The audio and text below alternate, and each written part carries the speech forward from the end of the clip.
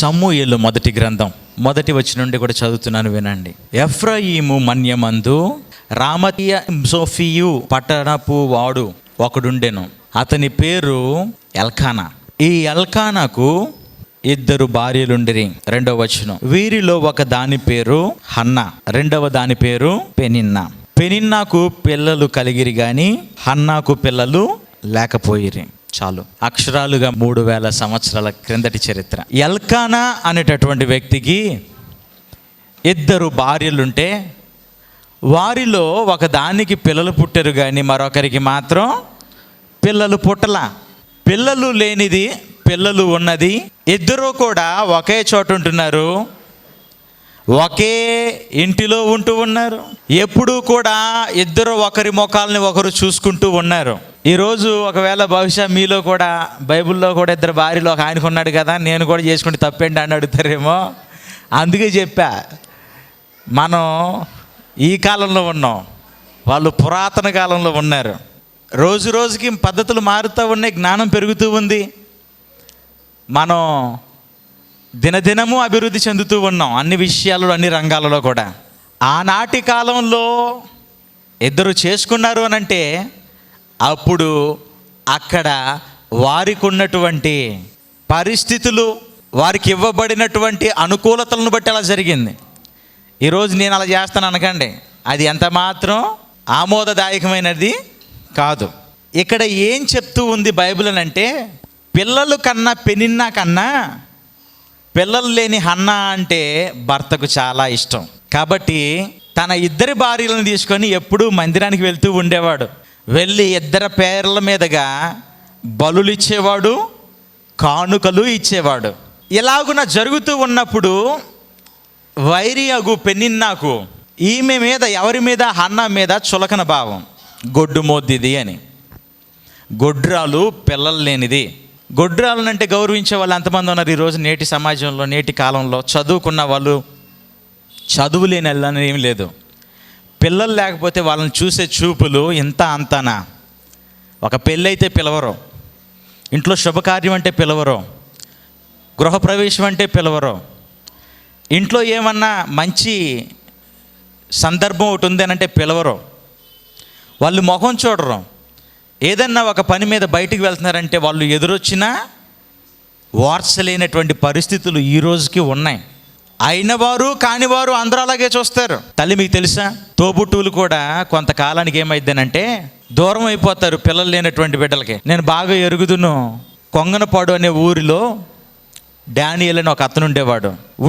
ఊరు నిండా చుట్టాలే, ఆయనకి ఊరు నిండా చుట్టాలే, ఆయన భార్యకి కూడా ఊరు నిండా చుట్టాలే. కానీ ఒక రోజున ఈ డానియల్ అనేటటువంటి వ్యక్తి యొక్క పెదనాయన కొడుకుది పెళ్ళైతే ఆ శుభలేఖను పట్టుకొని ఈ యొక్క డానియల్ అనేటటువంటి వ్యక్తి యొక్క ఇంటి ఎడమ వైపు ఉన్న వారికి కార్డు ఇచ్చారు, కుడివైపు ఉన్న వారికి కార్డు ఇచ్చారు.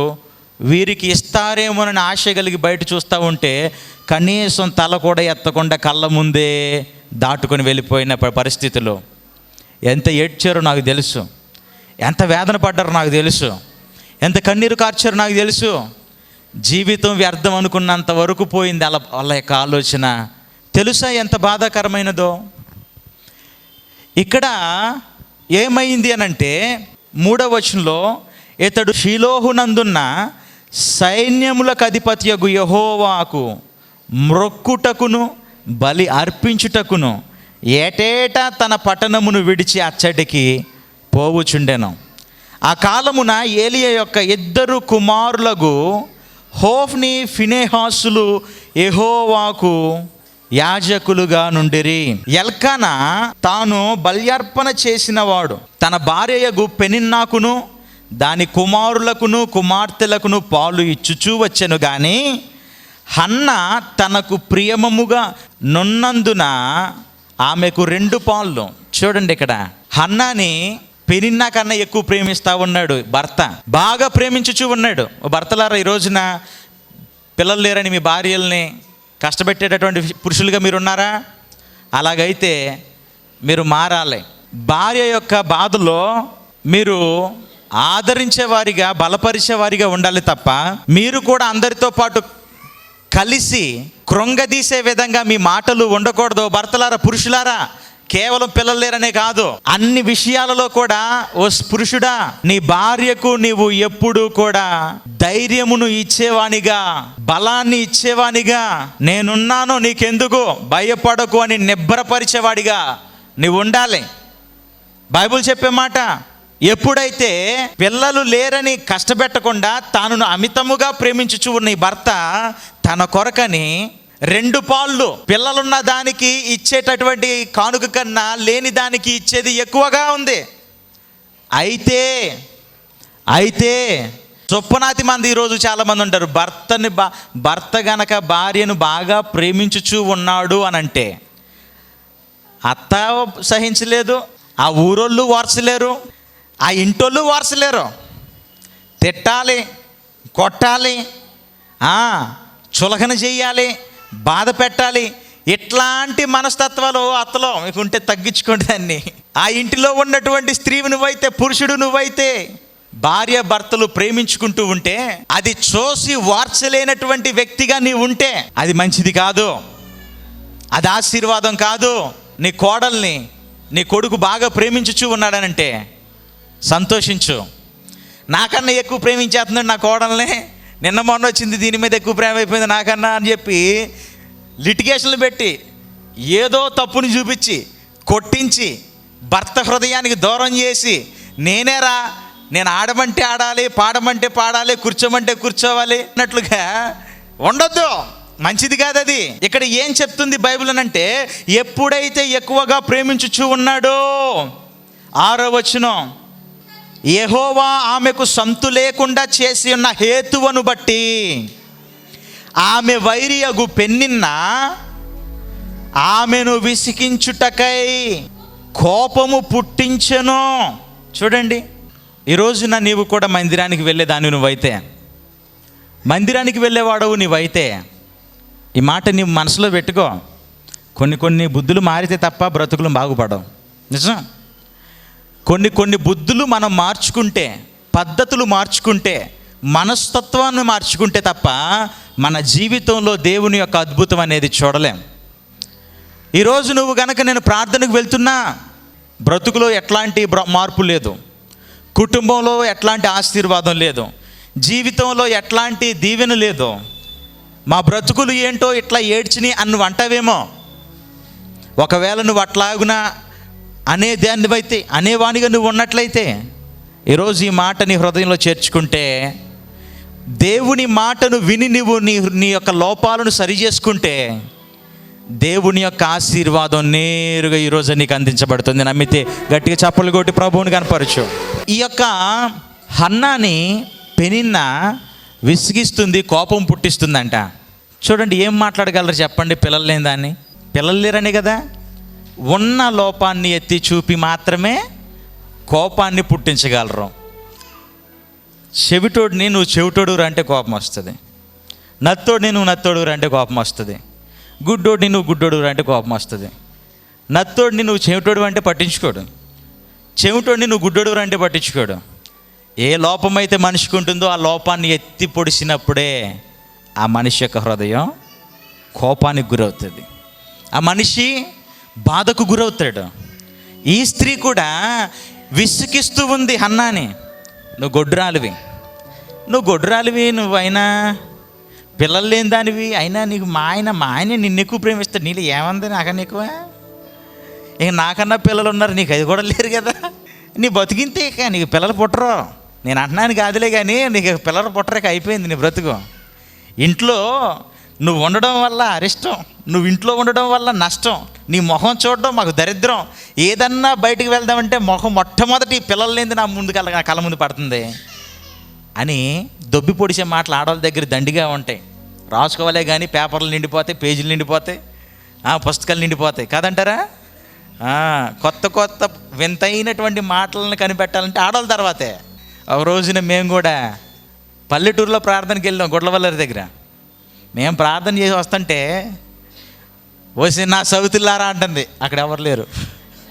ఊరి నా సౌతుల్లారా అంటుంది, ఎవరు రారు అనుకుంటే ఎవరిని అంటుందో తెలుసా? కోళ్ళని అంటుంది. ఆ కోళ్ళని అంటుంది. ఎవరు కోళ్ళు ఎవరంటే ఆ ప్రక్కింటోళ్ళు కోళ్ళు వచ్చి తవ్వేస్తున్నాయి కాబట్టి తిట్టేస్తుంది. ఏమని? నా సౌతుల్లారా, ఎప్పుడు మా ఇంటి మీదే పడి ఏడుస్తారు మీరు అంటుంది. ఇదేంటి ఈ కోళ్ళు ఏంటి ఏం మీద పడి ఏడవడం ఏంటి? నాకు అర్థమైపోయింది, బాబోయ్ ఇక్కడ ఉంటే కూసేపు అటు ఇటు తిప్పి మనల్ని కూడా అంటదేమో, ప్రార్థన చేసుకుని వెళ్ళిపోదాం మనమే అని. ముళ్ళకంప. కొంతమంది ఆడవాళ్ళ నోరులు ముళ్ళకంపలా ఉంటాయి. నోరు తెరిచారంటే చాలు ముళ్ళే కనపడతాయి, మంచి ఎక్కడ కనపడతావు. కొన్ని నోరులు తెరిచారంటే చాలు అంత అపశకును. ఎప్పుడు ఎవరెవరిని దొబ్బిపడడం తప్ప జీవితంలో మంచి పలకడం చేతగానటువంటి వాళ్ళు చాలామంది ఉంటారు. వాళ్ళు లోకంలో ఉంటే పర్వాలా. ఈ రోజున దరిద్రం ఏంటంటే, దౌర్భాగ్యం ఏంటంటే, మందిరాల్లో కూడా ఏడ్చారు. ప్రార్థనకు వచ్చే వాళ్ళలో కూడా ఉన్నారు అట్లాంటి వాళ్ళు. ఈ పెనిన్నా అనేది అన్యురాలు కాదు, దేవుని సన్నిధికి వచ్చుచు బలులు అర్పించుచు కానుకలు ఇచ్చుచున్నటువంటి స్త్రీ. ఈమె తన భర్త యొక్క రెండవ భార్య అయినటువంటి దానిని ఎంత కోప పుట్టిస్తుందో చూడండి, ఎంత వేదన గురి చేస్తుందో చూడండి. ఓ దేవుని కుమార్తె, దేవుని కుమారుడా, నీవు నేను అలాగున ఉండకూడదు. నీవు నేను ఎన్నడూ కూడా దేవుని యొక్క సన్నిధిలో ఉన్నప్పుడు దేవుని సన్నిధికి వచ్చే వారి యొక్క బాధలను బట్టి వారికి మనం ఓదార్పునిచ్చేవారిగా, వారిని మన మాట చేత బలపరిచేవారముగా, దేవుడు నీకు మేలు చేస్తాడని చెప్పి విశ్వాసంలో బలపరిచే ప్రయత్నమే చేయాలి తప్ప దేవునికి దూరం చేసేటటువంటి పనులు మనం చేయకూడదు. బైబిల్ చెప్తూ ఉంది. అందరూ కూడా యెషయా గ్రంథము తీయండి. యెషయా గ్రంథము 56వ అధ్యాయము 7వ వచనం. చెప్పండి. నా మందిరము సమస్త జనులకు ప్రార్థనా మందిరం అనబడును. చూడండి, సమస్త జనులు అంటే ఎవరమ్మా? తెల్లుడని లేదు, నల్లుడని లేదు, ధనవంతుడని లేదు, భేదోడని లేదు, ఎవరైనా సరే అందరికీ నా మందిరము ప్రార్థనా మందిరం అనబడును. ఎందుకు ఈ మందిరము ప్రార్థనా మందిరము అనబడునంటే, ఈ మందిరములో ఎవరైనాను కష్టముతో, బాధతో, వేదనతో, శోధనతో ఉండి విడుదల పొందని వేళ, మాకు దిక్కు లేదు అనుకున్న వేళ, ఈ దిక్కు చూచి ఈ మందిరములో ప్రవేశించి వారు నాకు ప్రార్థిస్తే నేను నా మందిరములో వారిని ఆనందింపజేస్తా. గట్టిగా చప్పలు కొట్టి ప్రభువుని కనపరచు. మందిరము దేవుడు సమస్త జనులకు ఆనందమును ఆశీర్వాదమును ఇచ్చుట కొరకు ఏర్పాటు చేసింది. ఆ మందిరమునకు నువ్వు వచ్చినప్పుడు నీ యొక్క ప్రవర్తన ఎలా ఉండాలనంటే చాలా చాలా చాలా వినయ విధేయతలతో కూడినదై ఉండాలి. ప్రియ దేవుని బిడ్డ, దేవుని కుమార్తె, ఆ దినవృత్తాంతములు 7:15 ఈ స్థలమందు చేయబడు ప్రార్థన మీద నా కను దృష్టి నిలుచును, నా చెవులు దానిని. చూడండి, ఈ స్థలము అనగా దేవుని యొక్క మందిరము ఉన్న స్థలము. ఆ స్థలం మీద దేవుని కళ్ళున్నాయంట, దేవుని యొక్క చెవులున్నాయంట. నువ్వు బలహీనతతో వచ్చి ఏడుస్తే ఆయన కనులు చూస్తాయి. నువ్వు బాధతో వచ్చి నీ కన్నులు ఏడుస్తూ ఉంటే ఆ కండ్లలో నుండి కారే ఆ కన్నీటిని ప్రభువు చూస్తాడంట. నీవు కన్నీరు కారుస్తూ నీ హృదయంలో ఉన్న వేదన తీరిపోవాలని ప్రభువుకి ప్రార్థించినప్పుడంట ఆ ప్రార్థన దేవుడి యొక్క చెవులు వింటాయంట. చూసిన దేవుడు, విన్న దేవుడు ఏం చేస్తాడని భక్తుడైనటువంటి దావీదు అంటున్నాడనంటే, కీర్తనల గ్రంథము 34వ అధ్యాయము 4వ వచనంలో, నేను యెహోవా యొద్ద విచారణ చేయగా ఆయన నాకు ఉత్తరం ఇచ్చెను. గట్టిగా చప్పలు కొట్టి ప్రభువుని కనపరుద్దాం. ఇంగ్లీష్ బైబుల్లో ఇలాగనుంది, న్యూ లివింగ్ ట్రాన్స్లేషన్లో 4వ వచనం, Psalms 34:4 ఇట్లా చెప్తా ఉంది, I prayed to the Lord and he answered me, he freed me from all my fears. నేను యెహోవా యొద్దకు వెళ్ళి ప్రార్థన చేయగా, I prayed, నేను దేవునికి ప్రార్థన చేయగా ఆయన నా మనవి ఆలకించెను. He freed me from all my fears. నా యొక్క ప్రతి భయములో నుండి, బాధలో నుండి, బంధకములో నుండి విడిపించాడు. గట్టిగా చప్పలు కొట్టి ప్రభువుని కనపరుద్దాం. ఆయన సముఖమునకు వచ్చి ప్రార్థిస్తే విని మేలు చేసేవాడు. ఈ హన్నా కూడా ప్రార్థన చేసుకొని మేలు పొందుకుందామని ప్రార్థనకు వస్తుంటే ప్రక్కనున్నదంటది నీ బ్రతుకింతే అని, నీ జీవితం ఇంతే అని, పనికి మాలిన దానివని, గొడ్రాలువని, మూడ్రాలువని, నీ జీవితంలో మేలు చూడవని విసిగిస్తూ ఉంది, కోపము పుట్టిస్తూ ఉంది, దేవునికి దూరం చేసేస్తూ ఉంది. దేవుడు చూస్తూ ఉన్నాడు. ఆమె కూడా దేవుని సన్నిధికి వస్తుంది. ఈ రోజున నీవు అలా ఉన్నావా? నీవు మందిరానికి వెళ్తూ కూడా బలహీనతతో వచ్చే వారిని చూచి నువ్వు బాధ పెడుతూ ఉన్నావా? లేదా తప్పు. దేవుని మందిరమే బలహీనులకు, బాధల్లో ఉన్నవారికి, కష్టాల్లో ఉన్నవారికి విడుదలనిచ్చుట కొరకు దేవుడు ఏర్పాటు చేసుకున్న విడుదల క్షేత్రం, స్వస్థతా నిలయం, ఆశీర్వాదపు స్థలము. ఆశీర్వదించబడాలని వచ్చిన వారిని నీ నోటితో ఎప్పుడు కష్టపెట్టే మాగున మాట్లాడకు. అది నీకు ఆశీర్వాదం కాదు, అది నీకు దీవెన కాదు. ఈ రోజున సమస్త జనులకు ప్రార్థనా మందిరము అనబడ్డ చోట ఒకవేళ నీవు నాటబడి ఉన్నట్లయితే నీ బ్రతుకులో మార్పు అవసరం. బాధతో ఉన్నవాడిని, కష్టంతో ఉన్నవాడిని, లోపముతో ఉన్నవారిని చూసి నీలో ఈ లోపం ఉందని, చేతిలో లడ్డు ఉంటే పొడిచి లాక్కుపోయే కాకిలాగా దేవుని ఆశీర్వాదాన్ని పొందుకోవాలని వస్తే దేవుడిచ్చే సమయం లాగానే ఒక కాకిలా, ఒక సాతానునిలా వాళ్ళ హృదయాన్ని బాధ పెట్టకో, దేవునికి దూరం చేయకో, దేవుని ఉగ్రతకు లోనవుతావు. జీవితంలో మేలు చూడాలని ఆశపడి ఆఖరికి ఎందుకు పనికిరాని వారైపోతారు. ఈ రోజున అట్లాంటి వారికి మీరు ఉండొద్దు. ఒకవేళ బాధతో ఉన్నావా, నా ప్రభు ఈ ప్రార్థన స్థలాన్ని ఎందుకు ఏర్పరిచాడనంటే ఇక్కడ నుండి నీవు చేసే ప్రార్థనలను ఆయన ఆలకించి నీ జీవితంలో ఉన్నటువంటి ఆ భయాలను, బాధలను దూరపరచడం కొరకే. నమ్మితే గట్టిగా చప్పలు కొట్టి ప్రభువుని కనపరచు. ఎప్పుడైతే ప్రార్థన మందిరానికి వచ్చుచున్నటువంటి ఈ యొక్క బాధతో ఉన్న బిడ్డను ఆ పెనిన్న బాధ పెడుతూ ఉందో, ఈమె దేవుని మందిరానికి దూరం అయిపోయింది. కానీ ఒక రోజున ఇంటికి వెళ్ళింది. దేవుడో దేవొద్దు ఏదో నాకు పిల్లలు లేరని దేవుని మందిరానికి వెళ్తుంటే అక్కడ ఇదే నస, పిల్లలు లేరు అని చెప్పి దూషిస్తూ ఉన్నారు. ఇక ఆ మందిరం వద్దు, ఆ దేవుడు వద్దు, నేను ఇంటికాడే ఉంటా అని చెప్పి ఇంటికాడే ఉంది. ఇంటికాడే పడి ఏడుస్తూ తినడం మానేస్తుంది. అప్పుడు భర్త దగ్గరికి వెళ్ళాడు. 7వ వచనం 2వ లైన్ నుండి చదవతల్లి.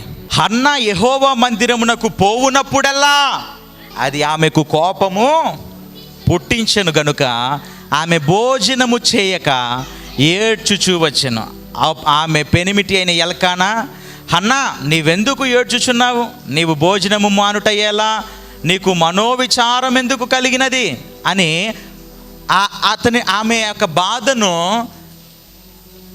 తీసేయాలని చెప్పి ప్రయత్నం చేస్తా ఉన్నాడు. ఎందుకే నువ్వు ఏడుస్తావు? ఎందుకు ఇంత విచారంగా ఉండాలి? నేనేమో నిన్ను కొట్టానా, తిట్టానా, అందరూ అన్నట్లు అన్నానా? నేను నీతోనే కదా నిలబడ్డది. ఎవరెన్నా అనుకోని నువ్వు నాకున్నావు, నేను నీకున్నా, చాలులే అంటే నాకు చాలు, నా పిల్లలు కావాలంటే అప్పుడు ఎల్కానా అంటూ ఉన్నటువంటి మాట, 10 మంది కుమారుల కంటే నేను విశేషమైన వాడను కానా అని ఆమెతో చెప్పాను. ఈరోజున ఓ పురుషుడా, దేవుడు నీకు మేలు చేసే ఆ సమయం వచ్చే వరకు కూడా లోకంలో ఉన్న మనుషులు నీ భార్యను లేదా నీ వారిని అనే మాటలలో నీవు ఒక్కళ్ళతో పుచ్చుకోకూడదు. నువ్వు కూడా వాళ్ళతో కూడా కలిసి బాధ పెట్టేవానిగా నువ్వు ఉండకూడదు. ఆమెను ధైర్యపరిచేవానిగా, నేనున్నా నీకనేటటువంటి నిబ్బరాన్ని, ఆ ధైర్యమును, ఆ బలాన్ని నీ మాటల ద్వారా వారికి ఇచ్చేవారిగా నీవు ఉండాలి. అంతేకాదు ఇక్కడ ఏమని ఉంది అనంటే, ఆ తరువాత ఆమె మందిరమునకు రావడం మానేసింది. మందిరమునకు రావడం మానేసి ఇక నాకొద్దు అని దూరం అయిపోయినప్పుడు చూడండి 10వ వచనంలో, బహు దుఃఖాక్రాంతురాలైపోయింది. ఆమె వచ్చి యెహోవా సన్నిధిని ప్రార్థన చేయొచ్చు బహుగా ఏడ్చుచుంది. ఎందుకు అనంటే, నువ్వు దేవుని సన్నిధికి నుండి దూరం అయిపోతే నీకు ఆశీర్వాదం ఉండదు. దేవుని సన్నిధిలోనే, తల్లి నేను ఒక మాట చెప్తాను వినండి, నీ కడుపుకి ఆకలేస్తూ ఉంది. బాత్రూంలోకి వెళ్ళి చూసే వాళ్ళు ఎంతమంది ఉన్నారు? ఏమైనా తినడానికి దొరికిద్దా అని. లేదు బెడ్రూమ్లోకి వెళ్ళి ఇక్కడ తినడానికి ఉంటుందా అని చెప్పి చూసేవాళ్ళు ఎంతమంది ఉన్నారు ఇక్కడ? ఆకలి వేస్తుంది, కడుపు నింపుకోవాలని అనుకున్న వాళ్ళు ఈ కడుపును నింపే ఆహార పదార్థాలు ఎక్కడుంటాయి? కిచెన్లో ఉంటాయి, వంట గదిలో ఉంటాయి. నువ్వు అక్కడికి కాకుండా ఇంట్లో 10 రూములు ఉన్నాయని 10 గదుల్లోకి వెళ్ళినా నీకు తినడానికి ఏమైనా దొరుకుతుందా? దొరకదు. ఆశీర్వాదం కూడా నీకు ఎక్కడంటే అక్కడ దొరకదు. అది అనుగ్రహించే దేవుని సన్నిధికి మాత్రమే నీవు వచ్చినప్పుడు ఆ ఆశీర్వాదం నీకు దొరుకుతుంది. హల్లెలూయా. ఆ ఆశీర్వాదాన్ని ఇచ్చే దేవుని సన్నిధానమునకు నీవు వచ్చినప్పుడే ఆ ఆశీర్వాదం నీకు కలుగుతుంది. ఈమె దేవుని సన్నిధిలో ఉన్నప్పుడు కోపము పుట్టిందని దేవుని సన్నిధికి దూరం వెళ్ళిపోయింది. ఆమెకు అర్థమైంది ఏంటి అనంటే, భర్త తనకు పిల్లలు ఇవ్వలేడని అర్థమైంది. మనుషులు ఈ మాటలు మాట్లాడడం ఆపరని అర్థమయ్యింది. వైద్యుల వలన ఉపయోగం లేదని అర్థమయ్యింది. ధనవంతుని భార్య పిలిస్తే వైద్యులకే వాళ్ళే వచ్చి చూసి వెళ్తారు. కానీ మనుషుని వలన కలుగు మేలు అది కొంచెమే, నాకు సరిపోదిది అని తానికి చాలిన కృపను దయచేసే దేవుని సన్నిధికి వెళ్ళి ఏడుస్తూ ఉండగా దేవుడు చూశాడు. నేనుంటా, ఆయన ఎక్కడుంటే అదే ప్రార్థన మందిరం. ఆయనకి గట్టిగా చప్పలు కొట్టి ప్రభుని కనపరచు. ఇక్కడ అక్కడికన్నా ఎక్కువే ఉన్నాం, 2-3 కన్నా ఎక్కువే ఉన్నాం. ఇక్కడ ఎవరున్నారు? ప్రభు ఉన్నాడు. హల్లెలూయా, హల్లెలూయా. మనల్ని ప్రభు చూస్తూ ఉన్నాడు.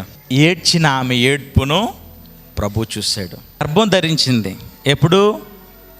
ప్రభువుకి ప్రార్థించినప్పుడు. ఈ రోజున అసాధ్యాలను సుసాధ్యం చేసేవాడు నీవు నమ్ముకున్న యేసయ్య.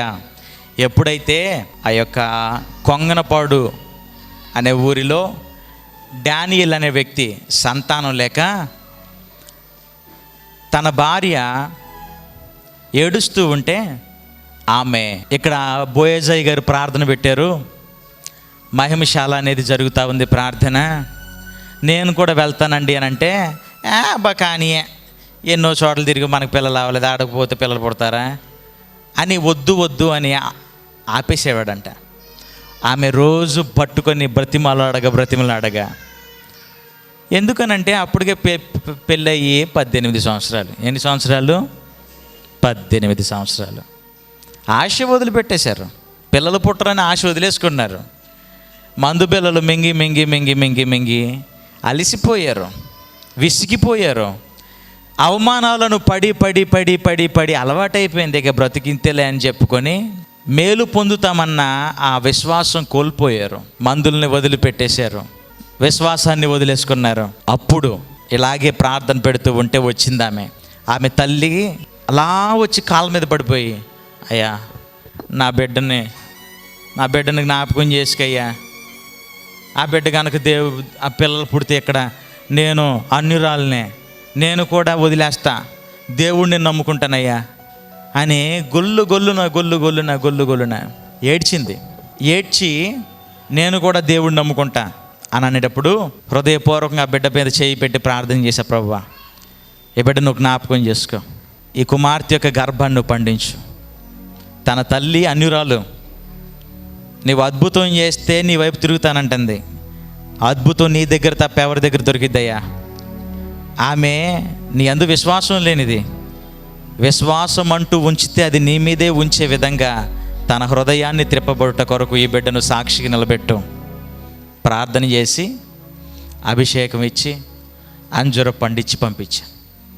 సంవత్సరం తిరిగి వచ్చేటప్పటికి అందమైన కుమార్తెకు జన్మనిచ్చింది. గట్టిగా చప్పలు కొట్టి ప్రభుని కనపరచు. ఇప్పుడు ఆమె మరలా రెండోసారి కూతురుని కూడా కందంట. గట్టిగా చప్పలు కొట్టి ప్రభుని కనపరచు.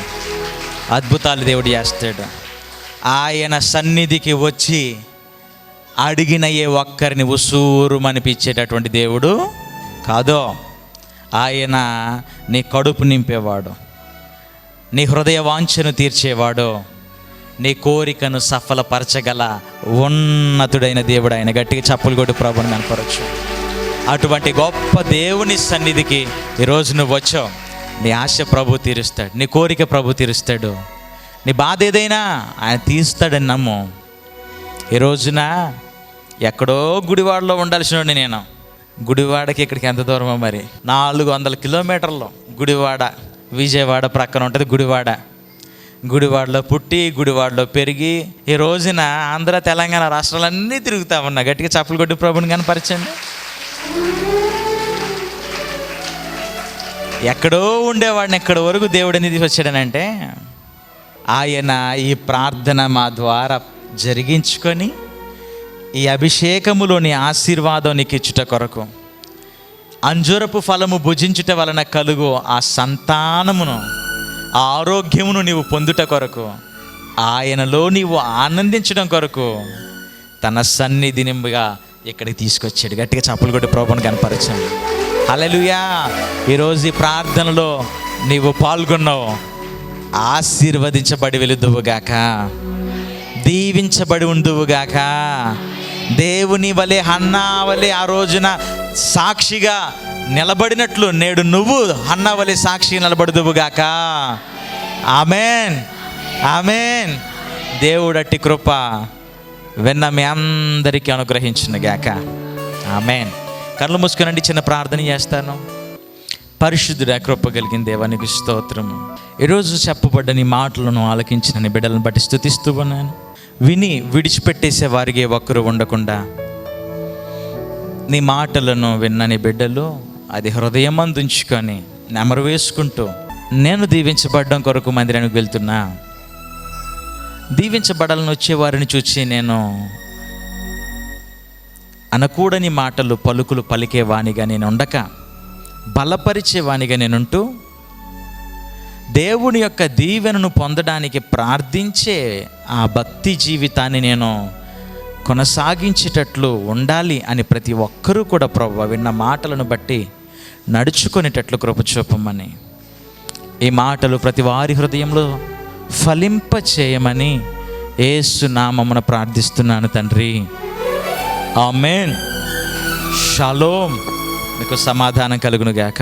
సిలువ మిషన్ వారిచే నిర్వహించబడుచున్న ఉపవాస స్వస్థత ఆరాధన జరుగు స్థలముల వివరములు. హైదరాబాద్లో ప్రతి మంగళవారం సాయంత్రం 6 గంటల నుండి 8 గంటల 30 నిమిషముల వరకు జరుగును. స్థలం వైఎంఎస్ ఫంక్షన్ హాల్, సంధ్యా హాస్పిటల్ ఎదురుగా, ఐడిపిఎల్ కాలనీ, బుట్ట రోడ్, బాల్నగర్, హైదరాబాద్. ప్రకాశం జిల్లాలో ప్రతి గురువారం ఉదయం 10 గంటల నుండి మధ్యాహ్నం 2 గంటల వరకు జరుగును. స్థలం కల్వరి స్వస్థతశాల, పోస్టాఫీస్ వెనుక, పెద్ద డోర్నాల. కర్నూలులో ప్రతి శుక్రవారం ఉదయం 10 గంటల నుండి మధ్యాహ్నం 2 గంటల వరకు జరుగును. స్థలం మహిమశాల, కొంగనపాడు రోడ్, ఉలిందకొండ, కర్నూలు.